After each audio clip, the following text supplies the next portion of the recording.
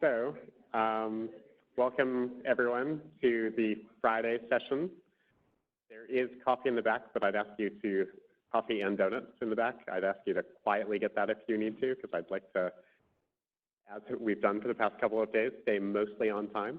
The format for today is the same as the past 2 days, which the speakers are getting tired of hearing me say, but for everyone who's new and listening from home for the first time, the talks are 50 minutes long.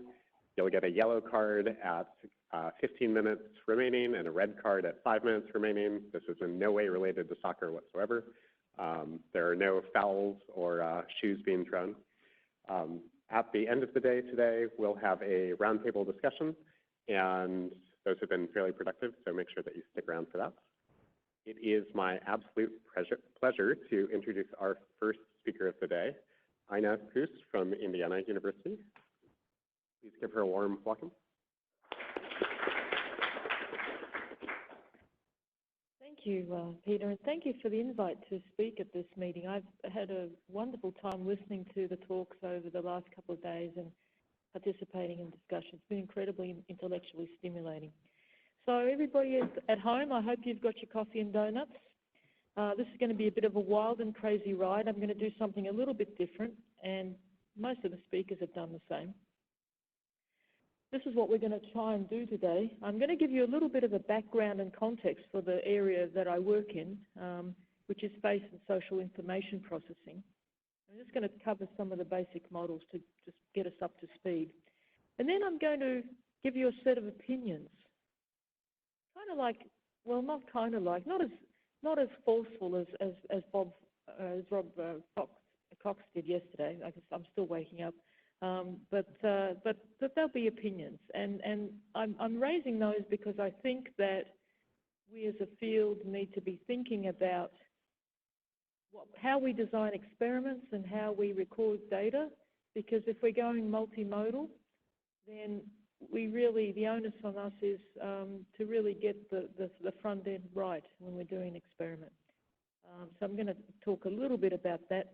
And then I'm going to give you an example of a multimodal study that we've just completed, which isn't published yet. So it's going to be a little bit rough around the edges, but that's what it is. It's a workshop. Okay, so let's talk a little bit about the basic models. And this is a classic model now that's been around for a long, long time that I put up for Peter's benefit, because it comes from neuropsychological lesion studies. And it came to us via two British neuropsychologists, Vicky Bruce and Andy Young, in the mid-80s. And it deals with a pathway for how the brain might process information related to familiar faces. And there's a pathway, and they elaborated this based on the many tests in neuropsychological patients.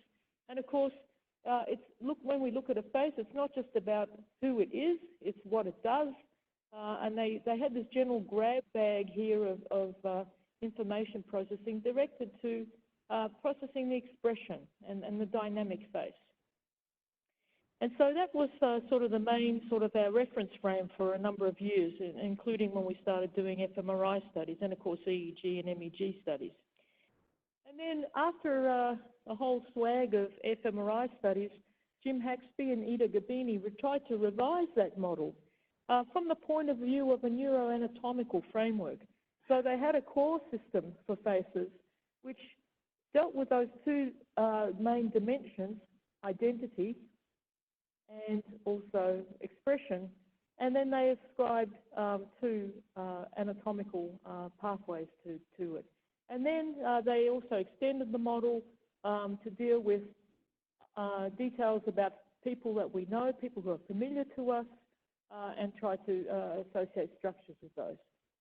And so it's an improvement. We're trying to link brain structures to things, but in doing so, we've omitted a lot of things.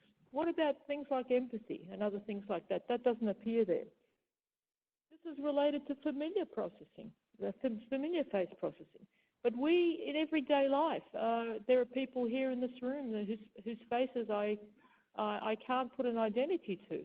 But I can still glean what their mental states might be. I can work out whether they're tired, whether they're bored, whether they don't like this presentation.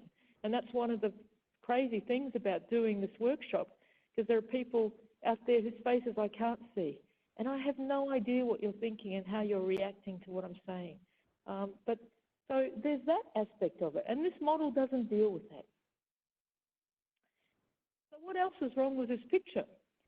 So Bernstein and Yovel did a review of the meta-analysis of the face processing literature, again, the familiar face processing literature, and wanted to re-emphasize this functional division of form and motion for face processing, with the ventral stream, with the fusiform gyrus, and the dorsal stream with the STS.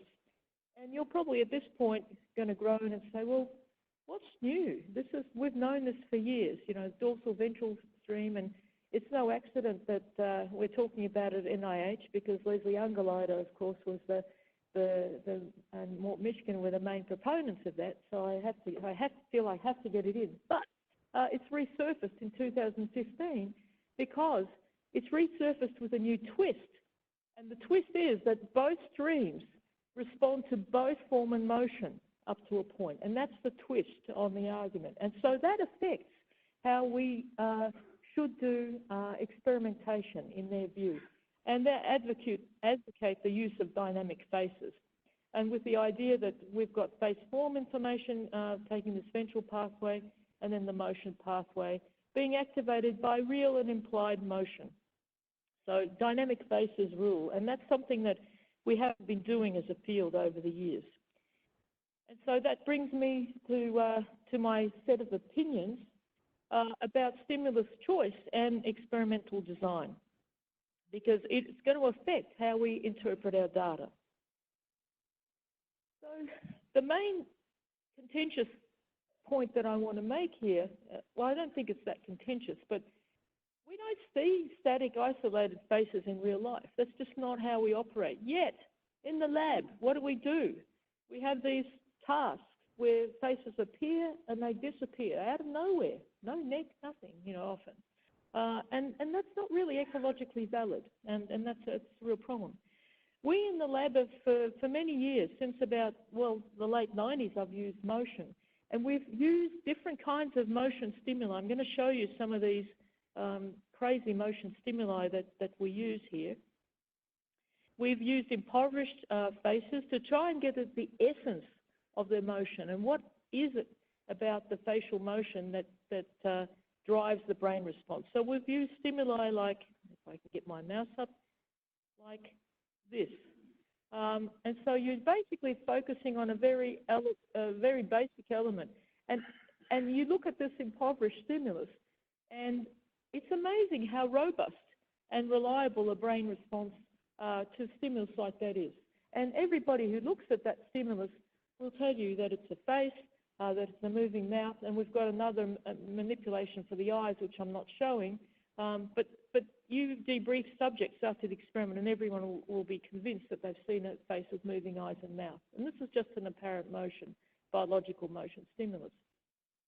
We have turned to avatar faces as manipulations because it gives us absolute frame-by-frame control, and I'll talk about that a little bit further. But we can try and do things with social attention, so manipulating the gaze, and then manipulating the emotion, and separating those out in time so that we can use high-resolution temporal methods like electrophysiology to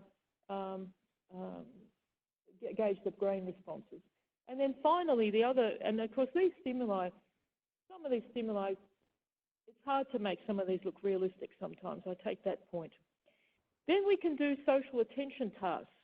And so then we can look at dynamic gaze changes. So I want you to watch this space because these guys aren't going to change, the flankers won't change, and embed that face into a social context like what these guys are doing. They're looking at something. So we can present a task where now we're looking at the brain response to the gaze change. Okay? So it's a social attention condition. So where we look is an indicator of our social attention. So it's a very, very important indicator of who we're looking at, of who we're thinking about, who we're likely to interact with, and who we're likely to direct our next behaviour at. Okay, so it's a very, very important thing. Now, all of these types of motion that I've just showed you elicit very nice reproducible changes in both the EEG and the MEG. If the stimulus is presented at 0 in time here, they elicit a large change about 1/5 of a second after that motion change begins, and it's reliable. This kind of response also occurs to static faces and identity judgments, and this is a very, very robust marker for face processing. And I'm going to use that as my metric today to talk about face processing and the data set I want to show you. So that's what we're going to look at, but we're going to look at that intracranially from inside the brain. But the other thing is that the methods converge. EEG and MEG give us similar responses. It's just that they're this flipped by 90 degrees. The topography is flipped by 90 degrees, which makes perfect sense for the methods. And then the other thing that I want to just draw your attention to here is when we do these kinds of manipulations like I showed you, where the gaze averts, the gaze starts looking at you initially and then averts, then we will see a much, much larger response, significantly larger response, when the gaze averts, when it looks away from us. Well, and it makes sense in a way. It's like, well, what are they looking at? Should I be looking at there too? Okay? And so that's a very robust response that's also been replicated multiple times by us and others. So that's what I'm going to use as the main metric. Okay, let me get through these videos. Okay, so what ends up happening is you have to be very, very careful about how you construct the task and the kinds of decisions that the individual can make. If I give you a task to look at where I present a face initially and then I change its gaze in the manner that I just showed you on the previous slide, you can make different kinds of combinations of gaze where the face can either start out looking at you or moving away from you or looking away from you, or other combinations of gaze where this is looking away after it's looked at you. We could start out with it looking away and then looking at you. It could be also not looking at you both times, but the gaze might be just changed in its eccentricity. And we can make these kinds of dynamic gaze kind of change experiments from this paradigm. But and the thing that happens is we've got 3 conditions here that I don't need to tell you about, but the bottom line is that if you, again, produce this condition where there's a more averted condition to a less averted condition, you're going to get this difference that I just showed you on the previous slide. When you use that gaze manipulation in an incidental manner. And so what do I mean by non-social? Well, if I tell the subject, I want you to look at this gaze change, and every time there's a gaze change, press a button. Press a button. If one button if the gaze looks left, press another button if the gaze looks right. That's a non-social judgment. You do that, you get this change. But if you introduce a social judgment, now you say to the subject, and it's the same subject, the same experimental session, and same stimuli, and you say, okay, what I want you to do is press one button if the eyes move toward me, i.e. the viewer, or press another button if the eyes look away from me. And when they do that, that difference disappears. Because the gain, we think the gain in the sensory system changes, and there's a top-down influence, and so we lose that difference. So tasks matter, and a lot of the variability in the literature can be attributed to task differences, and people often don't have 2 tasks in the experiment, and so that's how the literature can get quite confused.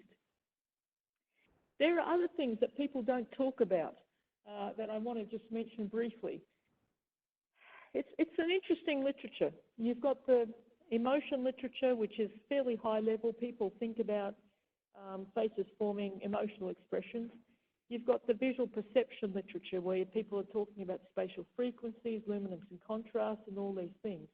And never the twain shall meet.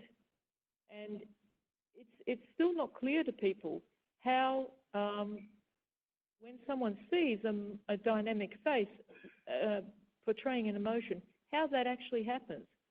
And it's like a miracle happens in the brain, and nobody knows that. And so these two literatures are largely separate. We, unfortunately, for many, many years, have been working in that nether region between the two. And so that means that we've got to do a lot of extra controls. So what happens for us is we have to think about these low-level luminance and contrast effects and spatial frequencies and other things. And these matter, it turns out. And let me give you an example of that. Here is just a mouth movement task, and we've turned to avatars here. And I made a set of avatar stimuli showing teeth and no teeth. And we've had 3 different mouth configurations, which correlate with mouth configurations on emotional expression. So it was just a sort of a study to look at, you know, what the effects of teeth are, because this is a high contrast stimulus relative to something like this. And we used avatar faces here and avatar mouth because we've equated, believe it or not, the number of pixels that show teeth.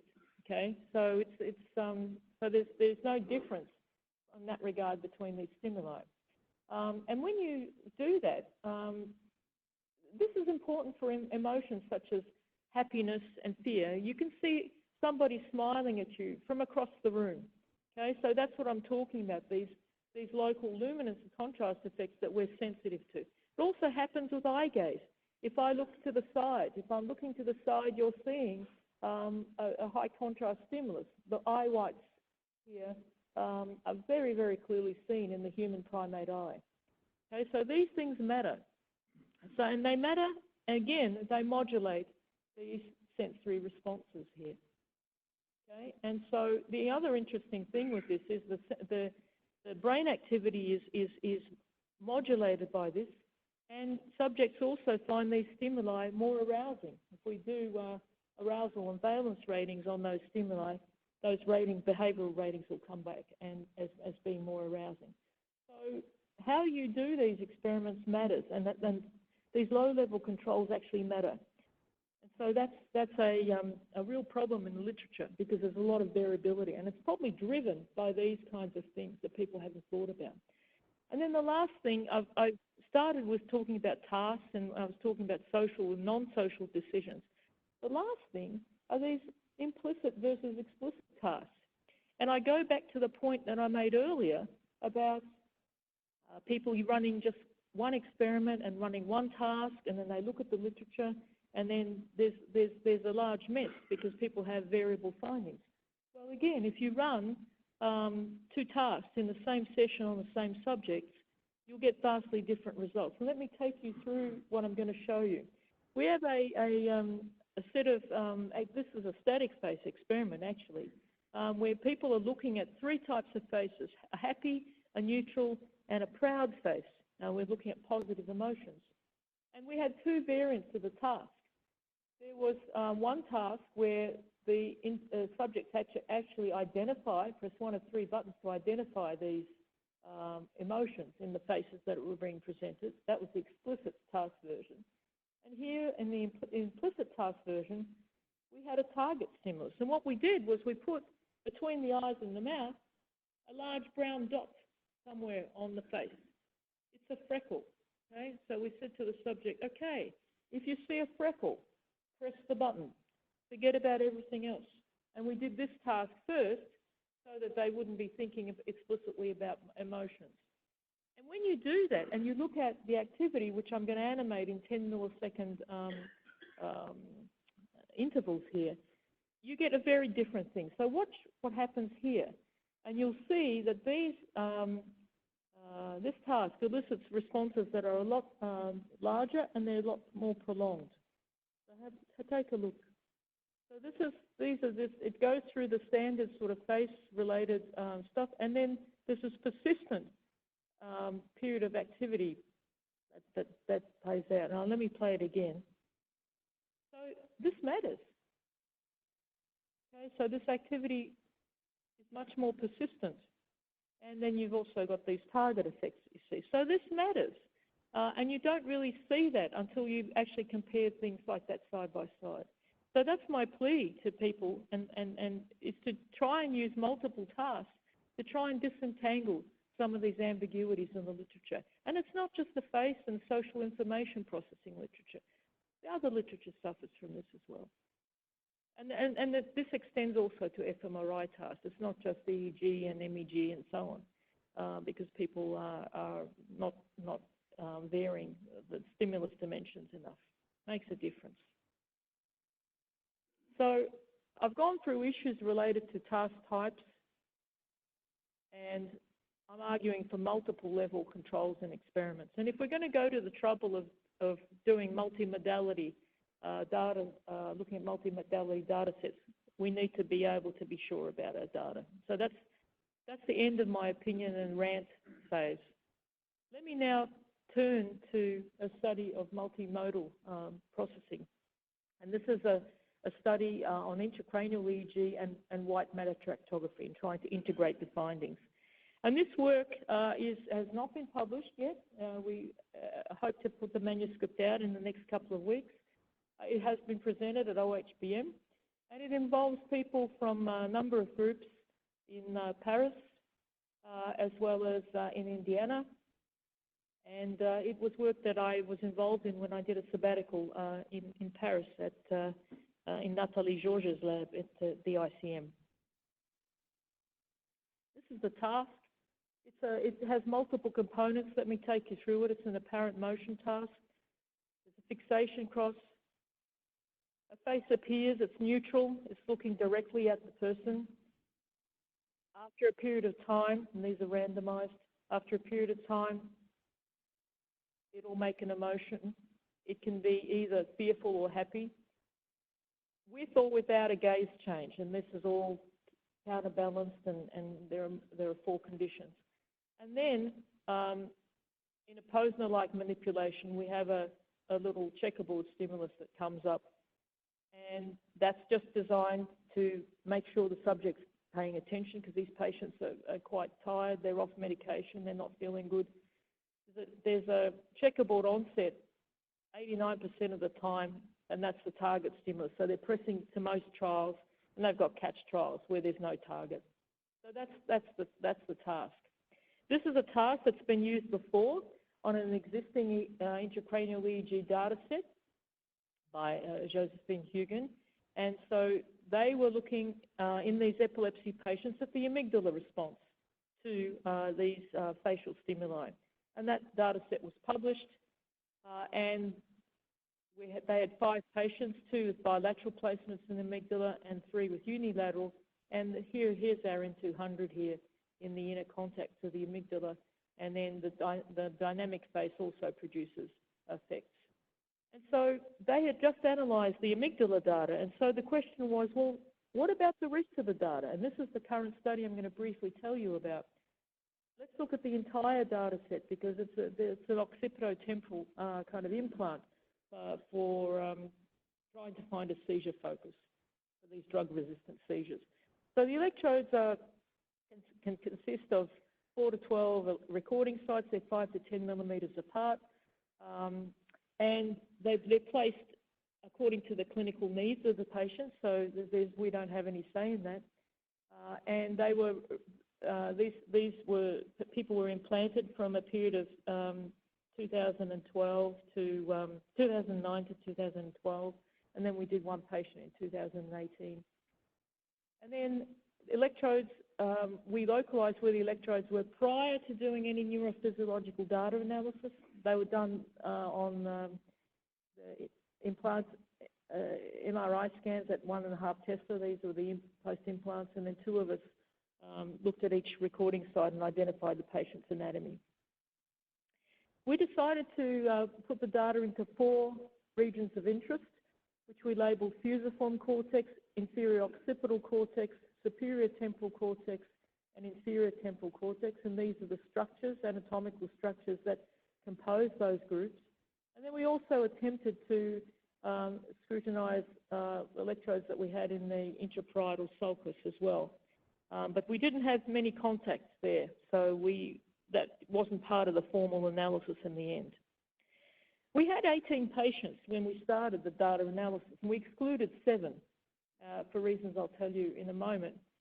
We made very long data epochs, so we were including the whole stimulus, the three stimuli that we had, long data epoch, and now we looked for artifacts, we looked for behavioural errors, so we excluded epochs. We looked for epileptogenic activity during the epoch or any other sorts of artifacts, and we excluded those.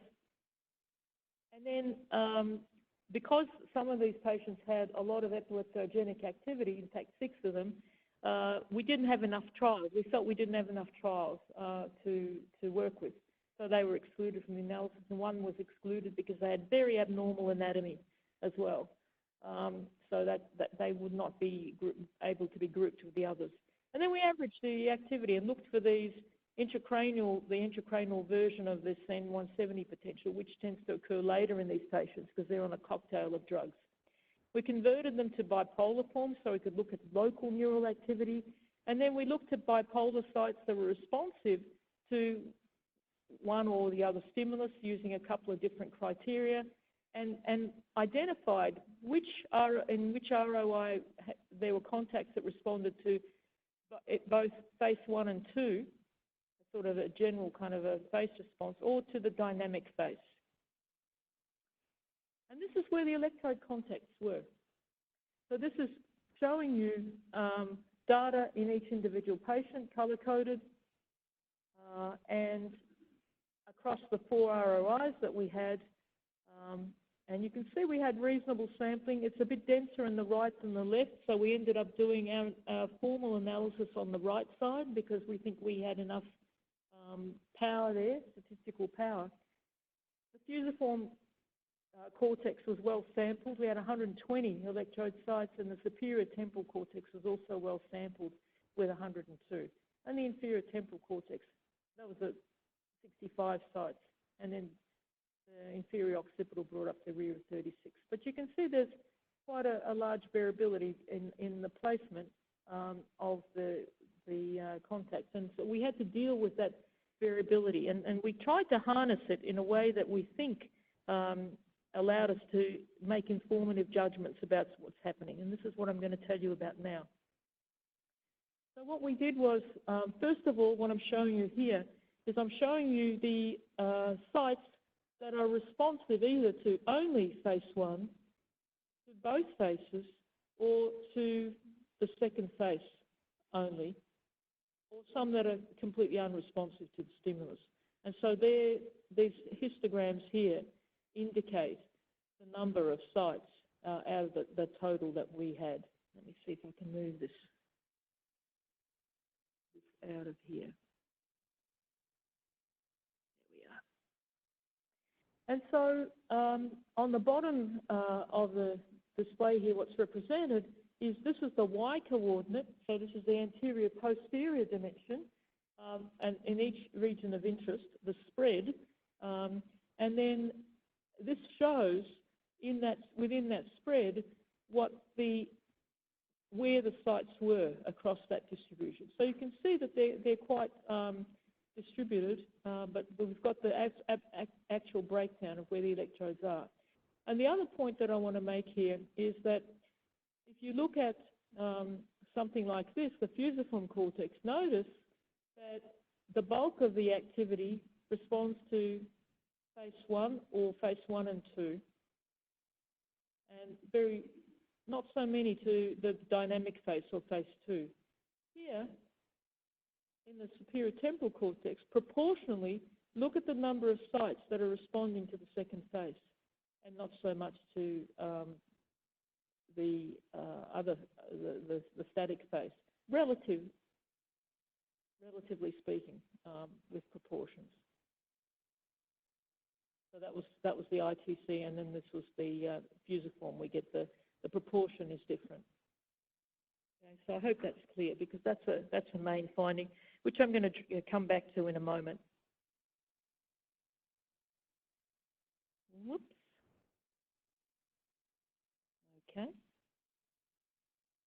see my slides aren't going forward. It's interesting because there's no video. I have no video. Let me try and advance it this way. Okay, that worked. I don't know why it had a hiccup there. Okay, so trying to make sense of this variability over this Y dimension, this anterior-posterior dimension, was difficult. But we tried to break this down into 5 different slices, 10 millimeters apart, the static phase onset and the dynamic phase, and this is plotting in the 4 regions of interest how these responses changed. And one thing that you noticed, or I hope you can notice, is that the morphology of these things is actually reasonably stable. These are the confidence intervals in grey plotted here. So the responses are pretty stable, but there are consistent differences between the 2 face types. And so what we did was to try and characterize those differences. We calculated from amplitude a peak effect size, looking at the amplitude relative to the pre-stimulus baseline and calculating a Cohen's d, which we took the absolute value of because the polarity could change of the responses, and I'll talk about that in a minute, and plotted the effect size and where it is for the static and the dynamic phase. And you can see that there are differences in the effect size, in the amplitude between the faces in the inferior occipital cortex and in the inferior temporal cortex. And then for the latency of the response, of the first response, we plotted that out, and so there was always a difference between these 2 faces across all of the 4 regions of interest. But now look what happens here. In the 3 intervals, in the 3 ROIs, it favours the shortest latencies occur to the onset of the face, and the shortest latency here occurs in the superior temporal cortex. So it occurs to the dynamic phase. And it can be best seen, that difference can be best seen on this slide, which shows you a kind of cumulative average of things across those slices. This colour here, this green colour, is the IOC. It's always the earliest. For the static phase, the other 2 regions of interest have similar latency, and this guy brings up the rear. And then for here, the IOC is earlier, and then these other guys are comparable. So you can see between the 2 faces there's a timing difference in how the information is being processed. And this was tested formally here to try and look for what led what and what lagged what. Now, parenthetically, let me just show you the IPS that didn't have many contacts. This is where the contacts were. So much more variable data, but this is what it looked like. So we couldn't really pull anything out. There's not enough power there, and there's too much variability. The one thing I can say about the data is that it occurs quite early as well. When we see activity, it occurs early relative to other things. So now what about the dynamic phase? If we look and focus on the dynamic phase, remember we could look at the emotion and we had effects of gaze. And now if we calculate and do an amplitude calculation, again, Cohen's d, and look at effects of emotion and gaze for each of our 4 regions of interest across all of our subjects, we get small to medium sizes of effect sizes for our responses. And this is each individual patient's data shown here, and then that, of course, is the average here that's shown in black. But look at what happens here in the superior temporal cortex. Very, very large effect size to gaze. So this cortex is very, very sensitive to eye gaze relative to emotion. And its response to emotion is very similar to the other brain regions. So that really stands out in our data. And you can see in some individual subjects we have very, very large signal to noise there. And let me show you an example of one patient. This is from the superior temporal cortex, Okay, so this is averted gaze, this is direct, the colours. Reflect, look at the large differences in the responses between the two conditions. Now you'll notice there's a shift in polarity here. These are bipolar recordings, and when you have a polarity shift across contacts, that's a very good indicator that there's a local generator of activity there. So it's shown very, very nicely. And then it also responds to the emotional dimension, but it doesn't differentiate, except perhaps in these later parts. So it's a really, really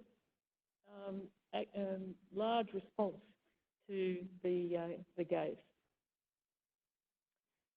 Just to show you what the other activity looks like, just so you get a feel for it, I don't want to dwell on it very much. This is the inferior occipital cortex. This is just showing you some data from one patient here, the same patient. You can see how consistent the morphology is. It's very stereotypical. At one particular site, you'll get very, very similar responses across the trials. Okay, so it's very, very, we think it's very reliable. Variable, but then the variability is dictated by what cortex it's recording from. And then this is the inferior temporal cortex, just to show you just the type of activity that we see. So then the question for us is, okay, so what's the bottom line here? Okay, so we've got latency differences, and I was talking about dorsal and ventral pathways. Well, in the superior temporal cortex, and when we look at where those contacts are, it's the superior temporal sulcus actually, there are faster responses to the gaze and emotion stimulus relative to the face onset in the dorsal system, as you would expect. In the rest of the regions of interest, there are faster responses to face onset relative to gaze emotion, thought to be part of the ventral system.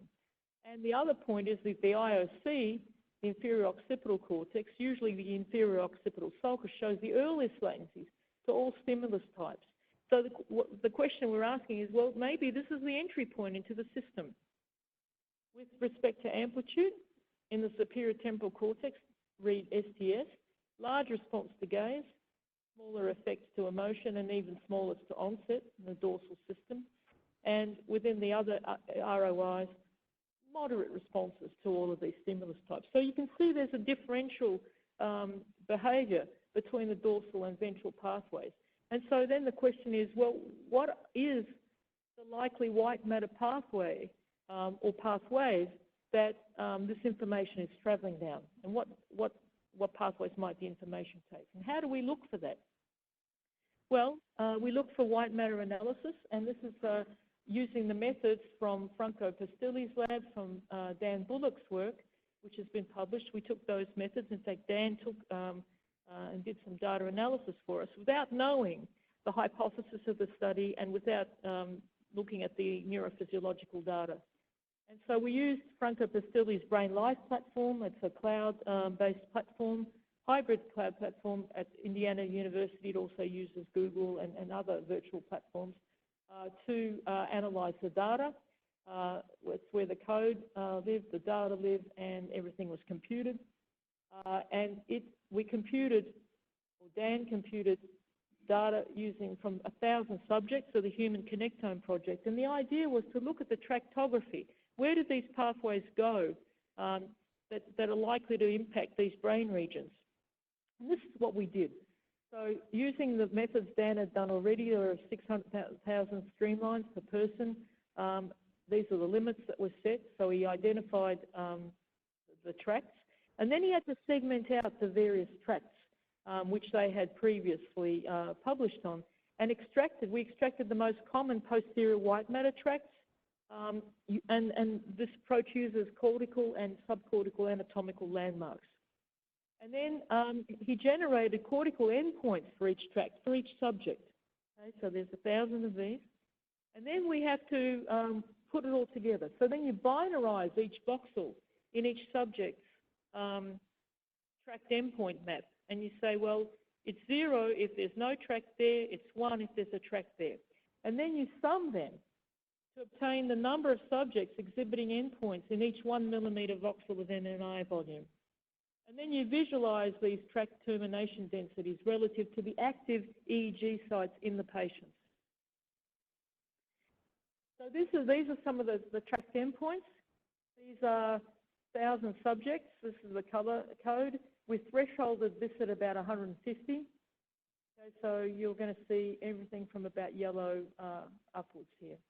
So we have common tracts like this vertical occipital fasciculus, which is a posterior tract, which is lesser known, but it's been published on recently, that takes a dorsal ventral route. We've got other more common ones like the inferior longitudinal fasciculus, the arcuate aspects of the arcuate fasciculus, posterior end of it, the anterior end of it, and so on. Okay, so they're the kinds of maps that we're working with. And then you can ask, okay, given these structures that I just showed you and the maps that they have, and this is sort of a schematic of the various tracts that we interrogated here, so they're represented here. On this part of the matrix is the region of interest, our 4 regions of interest, and the responsiveness profile.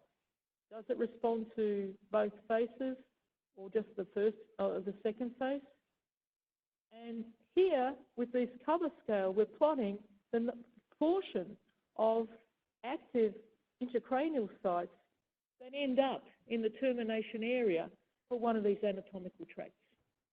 And immediately you can see it pops out at you in the inferior occipital cortex, the most posterior ROI, the inferior VOF. So this is this part here. That's where these contacts are. And also for both facial stimuli, we've got the posterior ILF, which is here. So these tracts are likely to be carrying information from these active electrodes that we've got in the patients. And then you can take this analysis further. You've got here in the inferior temporal cortex, the inferior arcuate fasciculus, and this temporoparietal connection in the this temporoparietal connection as well, and so on. And you've got this, and you've got some information in the IPS as well. So you can build up a map potentially of where the information might be going. And so this is what, just to give you an example of this is looking at endpoints in the right vertical occipital fasciculus. Here are the endpoints with our color scale that I've already shown you earlier. And these black dots here show you, and the black dots here show you where these centroids are on these active electrode sites. Now, sometimes they land on that tract endpoint, other times they don't. But we can see then very, very clearly by merging these 2 data sets how that relationship is. So then how do we then relate it back to what we were thinking about with our face processing studies? Well, these are some of the active structures in the core and extended system that have been highlighted previously. And we're, of course, interested in these guys mainly.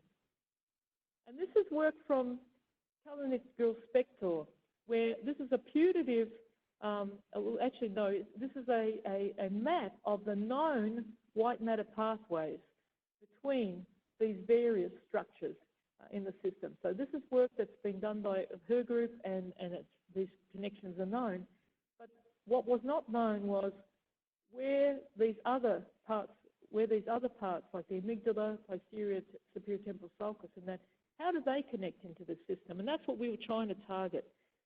So we think that if we look at that aspect of the circuit here, posterior aspect of the circuit, we think that without sort of joint analysis, we think that the information from the iOS goes up to the IPS via this vertical occipital fasciculus. And then we've got information going forward to the ITS via the inferior longitudinal fasciculus and also to the fusiform. And these connect via the temporoparietal connection. But we think that there might be a way that the information from the ITS gets to the STS via this arcuate fasciculus. And then there's a question mark because we don't have enough data. Does this information travel down here from the STS? Why are we sort of labouring this point? Well, there are no known direct anatomical connections between these two structures. There are multiple studies that have looked for them. They can't find them. There's got to be an indirect route. We're suggesting that might go something like this, and there might be another route this way. We don't have enough data to postulate that. But this work suggests that we should be looking for pathways along these lines. So these are the questions that come out of this work. It hopefully will seed other people who look in healthy subjects as well as in epilepsy surgery patients to try and narrow these down. But so we're trying to push the pathways along. So that's where I want to end my presentation. And I just want to thank the people in my lab. These are people who were in my lab who have done some of the work that I was talking about earlier. This is Franco Castelli, who's the sort of leader of the white matter tractography team, and Dan did all of those lovely studies, that white matter studies that I showed you. And then this is the team of collaborators, the main people in Paris. And these are the funding sources. So I thank you for your attention. Thank you.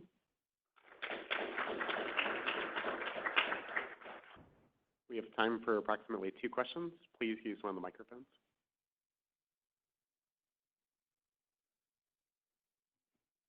Hi, very nice talk, thank you. In terms of the sort of projections that you're arguing for at the end there, based on these data, I wonder how you see that fitting with the TMS data of David Pitcher. It seems to be arguing that, in fact, there's more likely another route that goes into this SDS area, maybe coming from earlier visual areas that doesn't have to go through these other kind of face areas. I want to see, how would you put that together with your findings here? Yeah, that's a really good question, because that taps into the parallel pathways that no one talks about. And there's a pathway. Everyone talks about the geniculate pathway. So it goes, you know, fovea, lateral geniculate, V1, and then doink, doink, doink, doink up the tree, the hierarchy. There's another pathway that's an extra foveal pathway that goes to the superior colliculus and the pulvinar nucleus, that goes to extrastriate cortex that nobody knows about. So the question is, where does that information land? And so there could be multiple routes. I think that we're just beginning to scratch the surface, and so studies like that with TMS are a really, really good way to also tackle the question. We need people looking in intracranial electrodes in patients, ideally also with invasive stimulation, because that is like an invasive version of TMS, and people doing TMS invasively. So my answer is vague, because I think it all hinges on where you think the information goes in that extrastriate cortical structure that no one knows about. And people have tried to look at this, but some of the tracts are quite small, and so that's still an unknown. That doesn't mean that with some of these high-resolution methods that are coming out now, maybe at 7 Tesla, we might be able to trace those pathways. But that's a really interesting question. So thank you for bringing that up. I had a question, which this question kind of touched on, but also what you talked about beforehand with high contrast, and that is that facial emotion information and motion information is largely carried at low spatial frequencies, and that pathway is much faster. There's some evidence to suggest that the extrastriatal pathway handles low spatial frequency information. And so I was struck by that in contrast with the event-related potential data that you showed, that is really events occurring very late in time. So for example, Moshe Bar had a paper probably around over 10 years ago showing that orbital OFC recognizes objects 50 milliseconds before and then 170 would occur.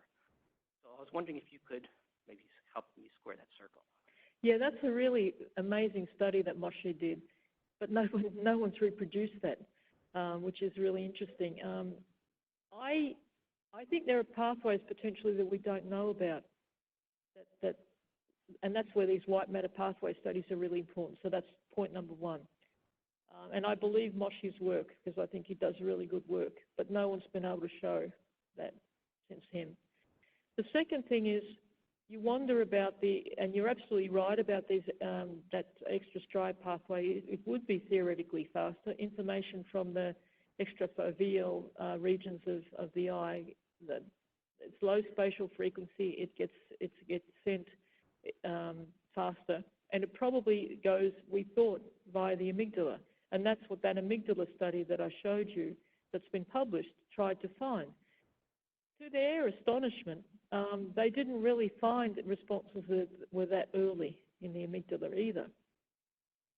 So that's still a work in progress. So we need to get more intracranial information as to where this information travels, because there's some pieces of the puzzle that don't fit. And all the things that you mentioned are the things that I have in the back of my mind and trying to fit the picture. And there's some things that don't fit. And the frontal stuff is something that I've wondered about for a long time.